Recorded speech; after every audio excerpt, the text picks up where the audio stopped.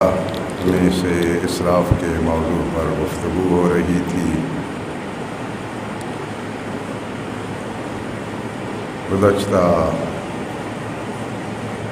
خطبہ میں عرض کیا تھا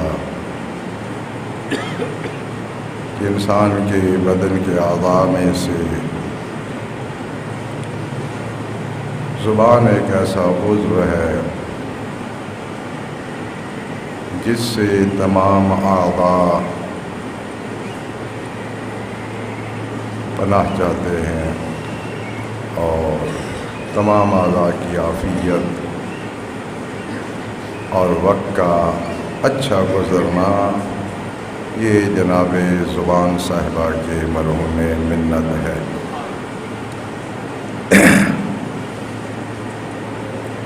امیر المومنین علیہ السلام کی کلام مبارک میں سے جو ایک جملہ یہاں پر تلاوت کیا ہے، اس میں حضرت نے اس مختصر سے جملے میں زبان کے کاموں کے اثرات میں سے ایک خطرناک ترین اثر کا تذکرہ فرمایا ہے۔ فرمایا کہ حد السنان یقطع الاوصال، حد کہتے ہیں دھار کو، اور کسی بھی کاٹنے والی چیز کی دھار کے تیز ہونے کو بھی حد کہا جاتا ہے۔ فرمایا کہ نیزے کا تیز ہونا، نیزے کی دھار کا تیز ہونا، یہ صرف جوڑوں کو کاٹتا ہے۔ نیزہ مارے گا تو ایک عضو دوسرے سے کٹ جائے گا۔ وحد اللسان یقطع الاجال، بہت خطرناک اثر زبان کی تیزی کا، اور زبان کی تیزی زندگیوں کو کاٹتی ہے۔ آجال یعنی زبان کی تیزی سے بہت سے دوسرے لوگوں کی زندگیاں خطرے میں پڑ جاتی ہیں، اور بسا اوقات ان زندگیوں کا خاتمہ ہو جاتا ہے۔ بالکل معمولی سا وزن اس عضو کا اور اس کے کام کے اثرات بسا اوقات صدیوں پر مشتمل ہوتے ہیں، اور بسا اوقات طلوع صبح قیامت تک اس کے اثرات جاری رہتے ہیں۔ لہذا زبان کو استعمال کرنے کے سلسلہ میں انتہائی احتیاط سے کام لینا چاہیے۔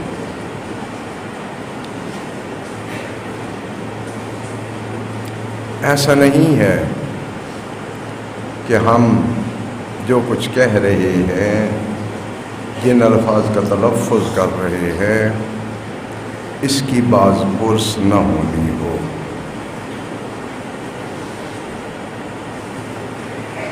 بے نیاز خالق و مالک کی اس عدالت میں جہاں اولین و آخرین جمع ہوں گے، ہر شخص نے اپنے ہر کام اور ہر بات اور لفظ کا جواب دینا ہے۔ تصور کریں کبھی تنہائی میں بیٹھ کے اس کو سوچنا کہ انسان 60 سال 70 سال 80 سال بے پرواہی سے زندگی گزارے، بے پرواہی سے کام کرتا رہا ہے، بے پرواہی سے اپنے اعضاء کو استعمال کرتا رہا ہے، اور بے فکری و بے پرواہی سے اپنی زبان چلاتا رہا ہے۔ تو اس عدالت کے دن اس شخص کے لیے کتنی دیر عدالت میں کھڑا رہنا پڑے گا؟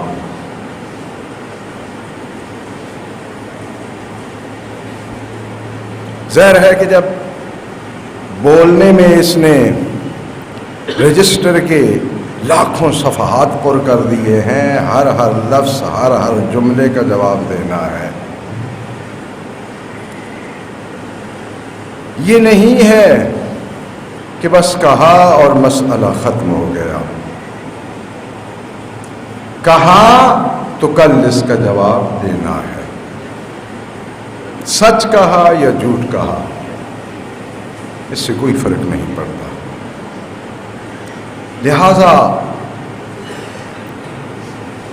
جو خداوند متعال کی طرف سے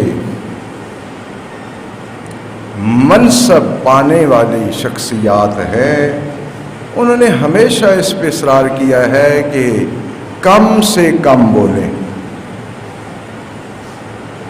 صرف اتنا بولیں جتنی آپ کی ضرورت ہے، کیونکہ انسان جب زیادہ بولتا ہے بغیر کسی مقصد کے تو اس کی الفاظ میں لغویات زیادہ آ جاتی ہیں، دوران بحث بھی اگر زیادہ بولتا ہے تو اس کی گفتگو میں کمزوریاں آ جاتی ہیں۔ چلو بحث میں تو کمزوریاں آ گئی، کوئی مسئلہ نہیں، لیکن ایک دن جو کچھ میں نے کہا ہے ہر لفظ کا جواب دینا ہے، وہاں میرا باپ جواب دے گا، وہاں میرا بھائی جواب دے گا، وہاں میرا محکمہ جواب دے گا، وہاں وہ سامعین جواب دیں گے جنہوں نے اپنی زندگی کے قیمتی لمحات کو خرچ کیا اور ان الفاظ کو سنا، وہ جواب دیں گے۔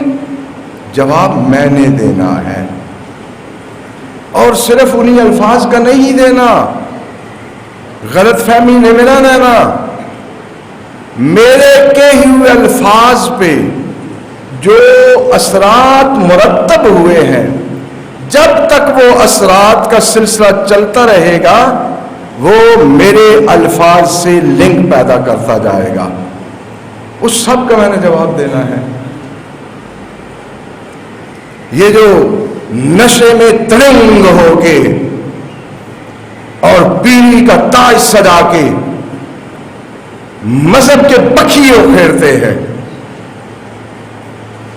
میں چاہتا ہوں کہ یہ کام کیا جائے، یہ آپ کا چاہنا 1 منٹ کا کام ہے، لیکن ہزاروں کروڑوں لوگوں نے جب اس جملے پہ عمل کرنا ہے تو اس کا سارا بوجھ قیامت والے دن آپ نے اٹھانا ہے۔ یہ جو ہر بندے کو مفتی بننے کا شوق لگا ہوا ہے، ہر بندے کے اندر ایک تھرمامیٹر لگا ہوا ہے، دوسرے کی عدالت چیک کر رہا ہے، دوسرے کا وہ چیک کر رہا ہے، دوسرے کے لیے یہ چیک کر رہا ہے۔ جیسے اب کرونا آ گیا ہے تو ہر آفس کے سامنے جو ہے وہ ایک مشین لے کے کھڑا ہوتا ہے، تو ہم نے یہی مشین اپنے اندر فٹ کی ہوئی ہے، ناپے جا رہے ہیں، تولے جا رہے ہیں۔ اچھا ناپ لیا، تول لیا، اس زبان سے تو کچھ نہ کہو، لیکن دھڑلے سے کوئی پوچھنے والا نہیں ہے، تو پھر وہ دن بڑا سخت ہوگا۔ اس دن کی سختی سے بچنے کے لیے اس معمولی وزن والے عضو کو سنبھال کے استعمال کریں۔ حضرت امیر المومنین علیہ السلام نے، آپ کی توجہ کا طالب ہوں، جناب محمد بن حنفیہ کو جو وصیت فرمائی ہے اس میں حضرت نے زبان کی خطرناکی کی طرف اشارہ فرمایا ہے۔ یہ سنیں، امیر المومنین علیہ السلام کے الفاظ ہیں۔ حضرت نے فرمایا وَمَا خَلَقَ اللَّهُ عَزَّ وَجَلَّ شَيْئًا أَحْسَنَ مِنَ الْكَلَامِ وَلَا أَقْبَحُ مِنْهُ۔ گفتگو خداوند متعال نے اس سے زیادہ بہتر چیز کوئی خلق نہیں کی ہے، ولا اقبح منہ، اور اس سے کبھی تر بھی کوئی چیز خلق نہیں کی ہے۔ یعنی گفتگو ہی سب سے زیادہ کبھی مخلوق ہے اور گفتگو ہی سب سے احسن مخلوق ہے. الفاظ کیا کرتے ہیں؟ کچھ نہیں کرتے. جو بولنے والے کہہ رہے ہوتے ہیں وہ سمجھتے ہیں یہ کچھ نہیں کرتے.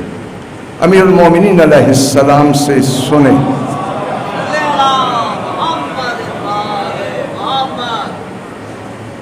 فرمایا وبالکلام ابیضت الوجوہ وبالکلام اسودت الوجوہ. قرآن کریم کی آیت ہے نا کہ اس دن کچھ چہرے سفید ہوں گے کچھ چہرے سیاہ ہوں گے. حضرت نے فرمایا گفتگو سے چہرے چمکتے ہیں اور گفتگو سے چہرے سیاہ ہوتے ہیں. یہ ہونٹوں سے نکلنے والے اور حلق سے اور حنجرے سے نکلنے والے الفاظ اتنے طاقتور ہیں کہ بولنے والے کا یا چہرہ روشن کر دیتے ہیں یا اس کا چہرہ سیاہ کر دیتے ہیں. بالکلام ابیضت الوجوہ. کلام کے ذریعے سے چہرے سفید ہوتے ہیں. وبالکلام اسودت الوجوہ. اور گفتگو کے ذریعے سے چہرے سیاہ ہوتے ہیں. وَعْلَمْ أَنَّ الْكَلَامَ فِي وَسَاقَتِكَ مَا لَمْ تَتَكَلَّمْ بِهِ. ایک ایک لفظ کو سمجھنے کی کوشش فرمائیں. حضرت نے ارشاد فرمایا یہ جان لینا کہ گفتگو تیری گرفت میں ہے جب تک تو نے بولا نہیں ہے. اس پہ تیری گرفت ہے. اور جب تو بول دیتا ہے تو پھر گفتگو کی گرفت میں تو ہے. پھر اب مسئلہ الٹ گیا. جب تک بولے نہیں آپ گفتگو پر کلام پر گرفت رکھتے ہیں اور جب بول دیا تو پھر گفتگو آپ پر گرفت رکھتی ہے. جہاں چاہے آپ کا چہرہ سیاہ کروا سکتی ہے اور اگر اچھی ہے تو وہی گفتگو آپ کا چہرہ نورانی دکھا سکتی ہے. فاحزن کما تحزن ظہرک وبرکک. بس اس کی حفاظت کر جس طرح کے سونے اور چاندی کی حفاظت کرتا ہے. کسی کے پاس 2 کلو سونا ہو، ویسے اس زمانے مشکل تو ہے لیکن کچھ پرانے لوگ ایسے ہوتے ہیں جو گھروں میں 2-2.5 کلو سونا رکھتے ہیں. تلاشی نہ لینا ایک دوسرے کے گھر کی. بہرحال اب کسی کے پاس 1.5-2 کلو سونا ہو تو وہ لوگوں کے سامنے صحن میں کھڑا ہو کے دکھائے گا کہ یہ جناب 2 کلو سونا صحن میں رکھا ہوا ہے. بچوں کو نہیں دکھاتے. عجیب ہے یہ دنیا کی دولت کہ جسے اکٹھا کرنے کے لیے زندگی جیسی قیمتی چیز کو خرچ کرتا ہے وہ جتنی پاس ہے اسے دکھانے سے بھی ڈرتا ہے، خوف کھاتا ہے. فرمایا کہ اس کو اسی طرح حفاظت میں رکھو، محفوظ رکھو جس طرح کے سونے اور چاندی کو محفوظ رکھتے ہو.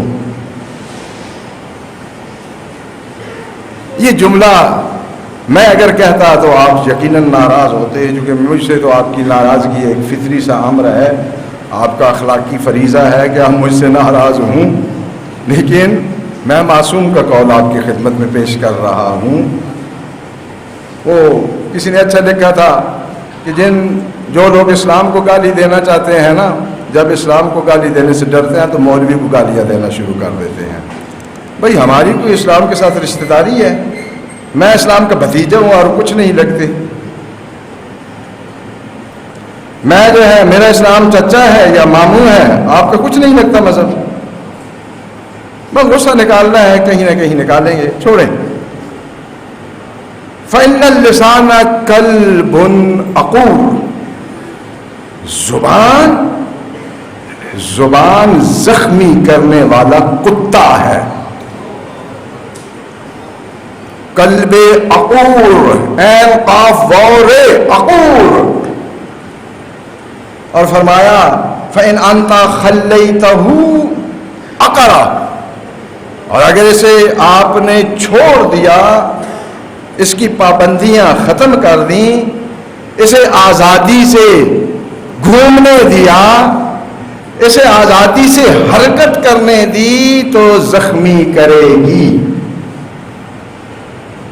پھر وَرُبَّ کَلِمَةٍ سَلَبَتْ نِعْمَةً،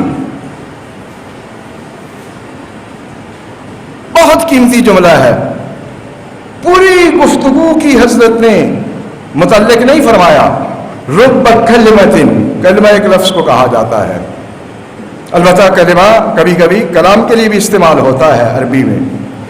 حضرت نے ارشاد فرمایا کہ کبھی ایک کلمہ، بسا اوقات ہوتا ہے کہ ایک کلمہ نعمت کے سلب کرنے کا موجب بن جاتا ہے۔ ہو سکتا ہے جس نعمت کے لیے سال ہا سال انتظار کیا ہو، وہ نعمت ملنا چاہتی تھی، یا یہ چھوٹی سی ترپوکلی زبان مبارک ہلی اور اس کی نعمت سلب ہو گئی۔ لیکن یہ سب کچھ اس کے سسٹم میں چل رہا ہوتا ہے، ہمیں معلوم نہیں ہوتا۔ ہاں، کیمرے کے سامنے ہم جب بیٹھے ہوئے ہوں تو پھر بیٹھنے کا بھی ہمارا سلیقہ اور ہوتا ہے، بولنے میں بھی پھر ہم الفاظ، البتہ سیاسی لوگ اس سے مستثنا ہے، وہ تو ٹی وی پہ بیٹھ کے سنا گالیاں نکال رہے ہوتے ہیں ایک دوسرے کو، ان کو چھوڑیں، وہ استثنائی مخلوق ہے۔ ورنہ ایک عام زندگی بسر کرنے والا شخص جب بھی کیمرے کے سامنے بیٹھتا ہے تو بڑے سوچ سوچ کے الفاظ استعمال کرتا ہے، لیکن جب اکیلا ہوتا ہے یا جہاں پر اس کے الفاظ ریکارڈ نہ ہو رہے ہوں، پھر ماشاءاللہ کاٹنے والے کتے کی طرح زبان آزادی سے چل رہی ہوتی ہے۔ کتنی بے شعوری کی بات ہے کہ ٹی وی کے سامنے جو کچھ میں نے کہا یا کیمرے کے سامنے کہا ہے، اس کا تو کل قیامت کو جواب دینا ہے، اور جو میں تنہائی میں کہہ رہا ہوں، اپنے یاروں سے کہہ رہا ہوں، دوستوں کی محفل میں بیٹھ کے کہہ رہا ہوں، اس کا جواب نہیں دینا، دونوں کا جواب دینا ہے۔ اگر وہاں ذمہ داری کا احساس ہے تو یہاں بھی ذمہ داری کا احساس ہونا چاہیے۔ ایک کلمہ بسا اوقات موجب بنتا ہے کہ نعمت سلب ہو جائے۔ من سیبا ادارہ، جو زبان کو پوری طرح آزاد چھوڑ دیتا ہے، قادہ الی کل کریۃ و فضیہ، وہ اسے ہر ناپسندیدہ عمل اور فضیت آور کام کی طرف ہانک لے جاتی ہے۔ قادہ لے جاتی ہے اسے، یعنی زبان کی آزادی صرف زبان کی آزادی تک نہیں رہتی، پھر وہ کھینچ کے لے جاتی ہے ہر ناپسندیدہ اور ہر فضیت آور کام کی طرف۔ اور اس کے بعد فرمایا، سن لیں، فرمایا ثم لم يخلص من داره الا على مقت من اللہ وذم من الناس، اور پھر انسان اپنے زمانے سے خلاصی نہیں پاتا مگر یہ کہ اللہ کی ناراضگی کے ساتھ اور لوگوں کی مذمت کے ساتھ۔ یعنی جب اس کی زبان آزاد ہو جاتی ہے تو پھر اس کی خلاصی صرف دو ہی کاموں سے ہوتی ہے کہ حق تعالی اس پر غضبناک ہوتا ہے اور لوگ اس کی مذمت کرتے ہیں. اور یہ چھوٹی سی زبان جہاں نعمت ہے، اگر اس کو استعمال کرنے والا شعور نہ رکھتا ہو تو سب سے بڑی مصیبت ہے.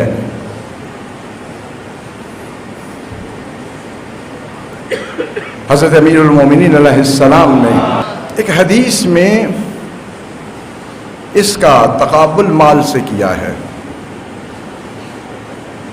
فرمایا کہ ان اللسان السہل یجعل اللہ عز وجل لامرئ فی الناس خیر لہ من المال کہ الذی یورثہ من لا یحمدہ، کہ اچھی زبان یعنی کوئی آپ کے لیے تعریف کرتا ہے، معاشرے میں لوگوں میں کسی کے لیے اچھی زبان کا ہونا، یہ ایک شخص کے لیے، کسی شخص کے لیے بھی اس مال سے بہتر ہے جس مال کے وارث ایسے لوگ بنے جو اس کی تعریف نہ کریں. یہ آج کل کی اولادوں کا مسئلہ ماشاء اللہ، 2-2 4-4 کروڑ روپیہ باپ کی کمائی سے حصہ لینے کے بعد بھی کہتے ہیں ہمارے باپ نے ہمارے لیے تو کیا ہی کچھ نہیں ہے. 50 لاکھ 60 لاکھ حصہ مل گیا اور اس زمانے 50 لاکھ 60 لاکھ کا مکان نہیں آتا، اب رونا شروع کر دیں گے ہمارے باپ نے تو ہمارے لیے چھوڑا ہی کچھ نہیں ہے. بھائی باپ کو تو اپنے حصے کا رزق ملا تھا، اس کی اس نے چوکیداری کی، آپ کو دے کے چلا گیا.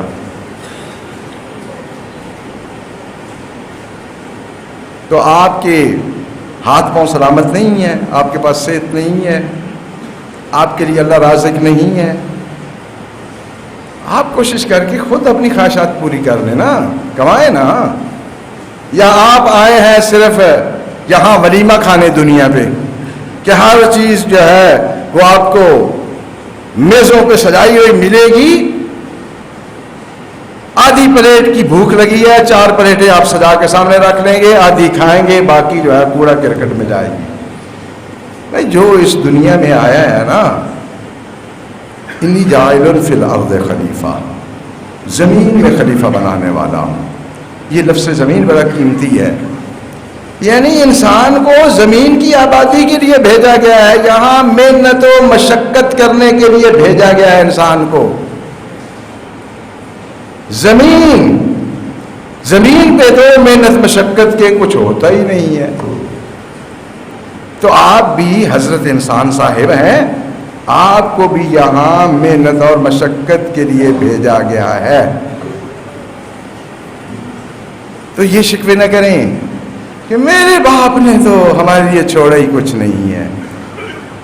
یہ کیا خوشی کی بات نہیں ہے اگر آپ کا باپ آپ کے لیے 10 کروڑ روپے قرض چھوڑ جاتا، وہ بھی بینک کا، اور اوپر سے ماشاء اللہ لگا ہوتا، تو بینک والوں نے پھر آپ کے ساتھ کیا کرنا تھا؟ تو یہ تو آپ کا باپ نہیں چھوڑ گیا نا آپ کے لیے، یہ تھوڑی نعمت ہے. 4-5 ڈکیتیوں کے کیس چھوڑ جاتا تو پھر آپ خوش ہوتے.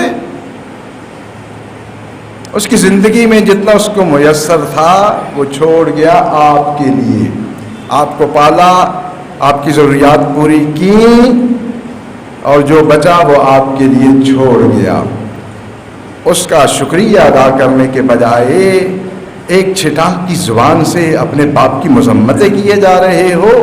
کل آپ کے بچے، آپ تو صرف ایک جملہ بول رہے ہیں نا، 10 جملے اور ساتھ لگائیں گے، پوری دنیا ان کے لیے وراثت میں چھوڑ جانا.